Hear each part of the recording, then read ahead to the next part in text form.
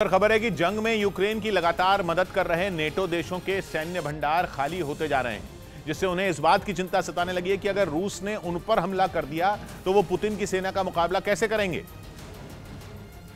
क्योंकि जंग के पहले ही दिन से नेटो के देश यूक्रेन के साथ खड़े हैं। रूस के सामने टिके रहने के लिए इस संगठन में शामिल देश यूक्रेन को लगातार घातक और ताकतवर हथियारों की सप्लाई कर रहे हैं, जिनके दम पर ही यूक्रेन रूस के सामने न सिर्फ खड़ा है बल्कि उसके हर हमले का करारा जवाब भी दे रहा है। लेकिन परेशानी यह है कि रूस और यूक्रेन के बीच छिड़ा युद्ध 7वें महीने में पहुंच चुका है और लगातार यूक्रेन को हथियारों की सप्लाई करने की वजह से नेटो देशों के पास गोला बारूद की कमी हो गई। मतलब ये कि जंग में यूक्रेन की मदद करने की वजह से पश्चिमी देशों के सैन्य भंडार खाली हो चुके हैं और इसी वजह से नेटो के देश परेशान हैं, क्योंकि जंग में यूक्रेन का साथ देने की वजह से पुतिन कई बार नेटो में शामिल देशों को हमले की धमकी तक दे चुके हैं।